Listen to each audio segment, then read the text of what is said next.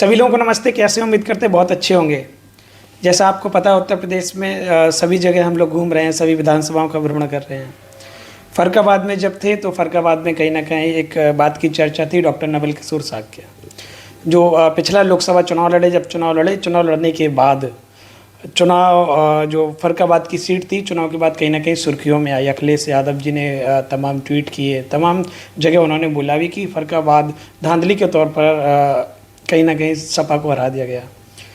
Samajwadi party के पूर्व प्रत्याशी डॉक्टर नवल किशोर साक्य जी मौजूद हैं और चर्चा करेंगे। फ़रखाबाद में एक चर्चा और चलती है, जनता के सांसद और सर्टिफिकेट वाले सांसद, ये भी चर्चा करेंगे। बहुत बहुत स्वागत है। बहुत बहुत धन्यवाद मिट्टी न्यूज़ के जितने भी ऑडियंस हैं, और इसलिए भी धन्यवाद देता हूं क्योंकि वेस्टर्न यूपी में अभी थोड़े समय में आपने अपने चैनल के माध्यम से एक अलग पहचान बनाने का काम किया है। सबसे पहले तो मैं आपके उज्जवल भविष्य की और मिट्टी न्यूज़ की बुलंदियों तक पहुँचे, ऐसी हमारी आपको शुभकामनाएँ। बहुत बहुत धन्यवाद। अच्छा, राजनीतिक सवाल स्टार्ट कर लेते हैं। जी जी बिल्कुल। काफ़ी सुर्खियों में चीज़ें चली हैं फ़रखाबाद की। जी, मामला क्या है जनता के सांसद और सर्टिफिकेट वाले सांसद? ये तो पूरा फ़रखाबाद के साथ पूरे प्रदेश और देश और दुनिया ने देखा कि किस तरह से हमें वहाँ पर और समाजवादी पार्टी को हराने का काम किया। शाम के 7 बजने के बाद लाइट काट दी गई और मैंने इंटरनेट पे, हमारे एक साथी नौल भाई थे, उस समय मैंने देखा, इंटरनेट पे मैंने अपनी आँखों से देखा था 5700 से ज़्यादा वोट से हम लोग चुनाव जीत चुके थे। और इंटरनेट की साइट पर, जो कि इलेक्शन कमीशन ऑफ इंडिया की साइट थी, उस साइट पर हमारा चुनाव डिक्लेयर हो चुका था कि doctor Naval Kishore is the winning candidate of Farrukhabad parliamentary. लेकिन कुछ देर बाद मैं डीएम साहब के पास जब पहुंचता हूं तो मेरी आंखों के सामने डीएम साहब के पास 2-3 बार फ़ोन आया और अपनी कुर्सी से ऊपर उठ गए। तो ज़रूर कहीं न कहीं ये भारतीय जनता पार्टी के लोगों का ज़रूर फ़ोन होगा, इसी से वो जंप कर गए। अमूमन यही होता है कि किसी बड़े व्यक्ति का फ़ोन आता है तो आदमी उठ जाता है, तो ये इंडिकेशन था कि वहाँ पर हमें हराने का काम कर दिया गया। अच्छा, 2027 का चुनाव करीब आ रहा है, जो मामला हुआ फ़रखाबाद के अंदर, जी, क्या लग रहा है समाजवादी पार्टी, क्योंकि 24 में तो वापसी की है सपा ने, जी 5 से डायरेक्ट 37 पहुंच गए, इंडिया गठबंधन ने वापसी की, कांग्रेस की साथ आई। कैसा रुझान रहने वाला है समाजवादी पार्टी का 27 के लिए?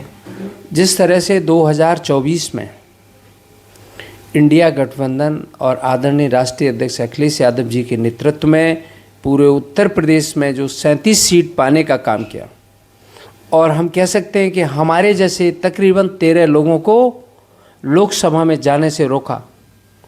अगर हम लोग भी चुनाव जीतने का काम करते तो तकरीबन 50 सीटें मेंबर ऑफ पार्लियामेंट की पूरे उत्तर प्रदेश से हो जाती और देश में, भारत देश में हमारी इंडिया गठबंधन की सरकार बनती। लेकिन मैं तो यही कहूँगा कि जिस तरह से हम और हमारे जैसे 13 और जो कैंडिडेट थे मेंबर ऑफ पार्लियामेंट, इनको रोकने का जो काम कर दिया 2027 के चुनाव में, वहाँ की जनता जरूर बदला लेने का काम करेगी और समाजवादी पार्टी के प्रत्याशियों को जिताकर प्रदेश में सरकार बनाने का काम करेगी। आपके फ़रखाबाद के नेता बोल रहे हैं कि कहीं ना कहीं 2024 में प्रोपोगंडा चलाया गया कि संविधान खतरे में है, संविधान कहीं खतरे में नहीं था, जनता समझ गई है, पर सपा नहीं आएगी, भाजपा ही पुनः आएगी। विधायक जी बोल रहे थे। कौन से विधायक जी बोल रहे थे? राठौर जी बोल रहे थे और साक्या जी बोल रहे थे। भारतीय जनता पार्टी के लोग ये मनगढ़ंत कहानियाँ पढ़ने का काम करते हैं और इनकी कहानी कहीं से शुरुआत हो। मैं आपका एक इंटरव्यू भी देख रहा था, जिस इंटरव्यू में ममतेज साकी जी से जब पूछा गया कि आप यूजीसी के बारे में क्या कहना चाहेंगे, तो पहले तो घुलमुल बातें करते रहे और बाद में लौट फिर के ये मोदी जी पे आ जाते हैं कि राष्ट्रपुरुष और हमारे आदर्श नेता माननीय प्रधानमंत्री जी, इधर इनकी बातें घूमने लगती हैं। ऐसे में कहूँगा कि भारतीय जनता पार्टी के लोग जो कह रहे हैं उसका उल्टा समझ लीजिए और चाहे वो फर्रुखाबाद की हो या पूरे उत्तर प्रदेश या भारत देश की बात हो, आज कहाँ पर न्याय मिल रहा है? किस जगह न्याय की हम अपेक्षा करें? एजुकेशन की, बिजनेस की? आज पूरे प्रदेश में क्या हाल है? या सोशल लेवल पर आज जिस तरह से क्राइम हो रहा है। अभी मैं कल कानपुर ज़िले के कानपुर ग्रामीण में एक गांव में गया था और गांव में जाके हमने देखा कि हमारे साथ कुशवा समाज के लोगों को मारा पीटा, और वही लोगों ने मारा पीटा जो हजारों साल की से हमें और आपको गुलाम बनाने का काम किया है। इस तरह से हमारा पीटा कि जो विकलांग थे उनको जो विकलांग थे उनको मारा, एक अंधे व्यक्ति को बस घर पे थे वो मारा। तो इस तरह से हम कहाँ आज न्याय की बात कर सकते हैं? आप क्या कह रहे हैं यूजीसी के बारे में? मेरा यूजीसी के मामले में यही कहना है कि जो यूजीसी जहाँ हमारे बैकवर्ड को, पीडीए के बच्चों को आगे जाने के लिए रास्ता खोल सकते थे, भारतीय जनता पार्टी ने वो रास्ते बंद करने का काम किया है। कितनी दुख की बात है। यूजीसी तो भारतीय जनता पार्टी कह रही है कि लागू के लिए भारतीय जनता पार्टी तो लाई है यूजीसी। इनकी दो मुही बातें होती हैं हमेशा, जो कहते हैं उसका उल्टा होता है। इस देश में जो सर्वोच्च न्यायालय पे हम और आप विश्वास करते हैं, यूजीसी लागू भी नहीं हो पाता है, उससे पहले देश के सुप्रीम कोर्ट यूजीसी पर रोक लगाने का काम कर देता है। तो देश में मैं तो यही कहूँगा कि बाबा साहब भीमराव अंबेडकर के संविधान को बचाने की ज़रूरत है। और जहाँ 2024 में अयोध्या के एक सांसद का चुनाव लड़ रहे थे, वो कह रहे थे कि 2024 में इस देश में बाबा साहब भीमराव अंबेडकर के संविधान खत्म हो जाएगा और मनुस्मृति का संविधान लागू होगा। मुझे पूरा भरोसा है कि जैसे 2024 में जनता ने साथ देने का काम किया, आदरणीय अखिलेश यादव जी के नेतृत्व में पीडीए की आवाज़ बन के और इंडिया गठबंधन के रूप में पूरे उत्तर प्रदेश में एक परिवर्तन करने का काम किया।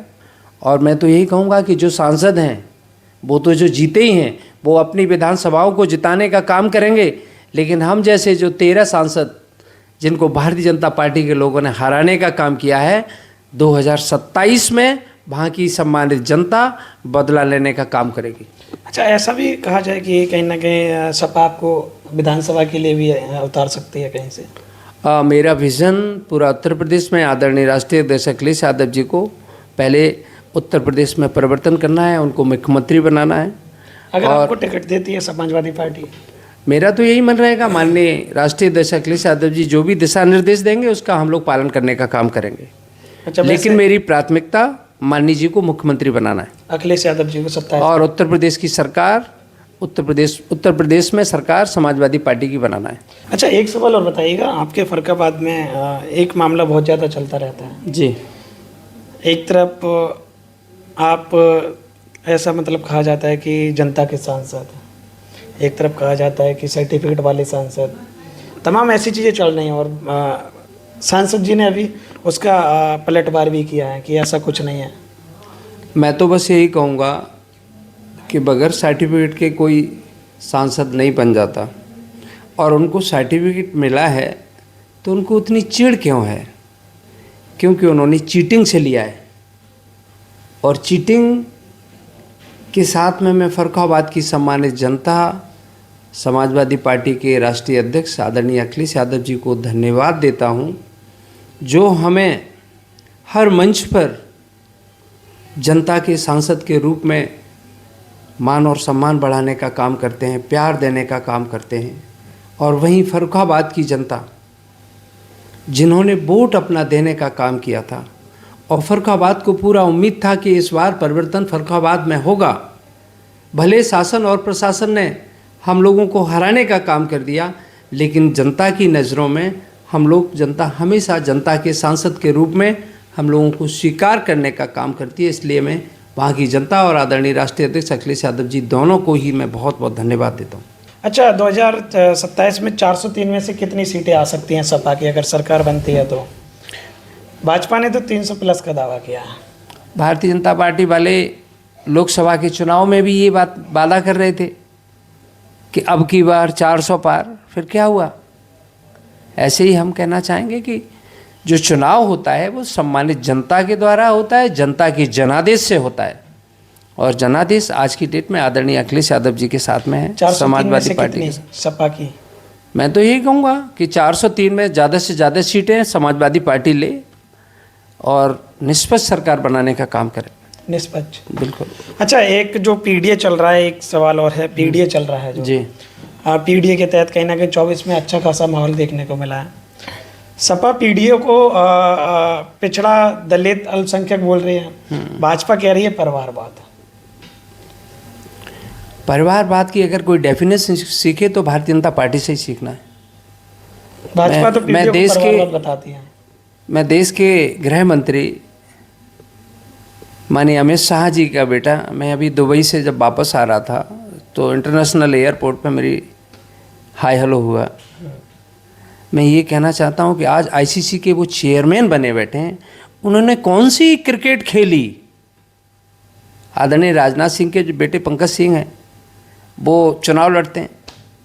तो ये क्या है? इसको क्या कहोगे? परिवारवाद कहेंगे या फिर क्या इसको कहना चाहेंगे आप?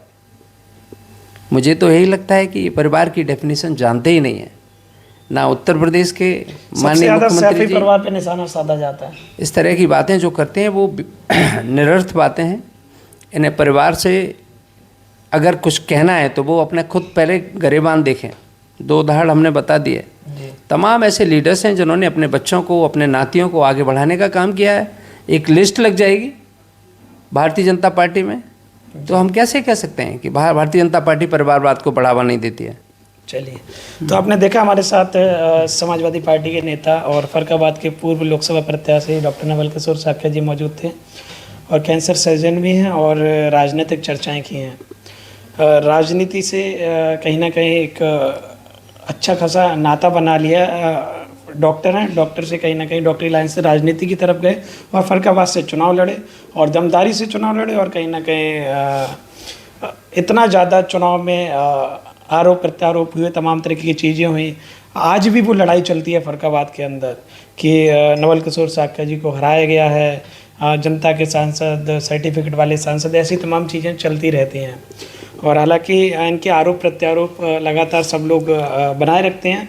और बहुत बहुत धन्यवाद, आपने अपना कीमती समय दिया। थैंक यू मिट्टी न्यूज़ को अगेन और अंशु साख्य और आपकी सारी टीम को बहुत बहुत धन्यवाद। ओके, आगे बढ़ते रहो, हमारी बहुत सारी शुभकामनाएं। Thank you.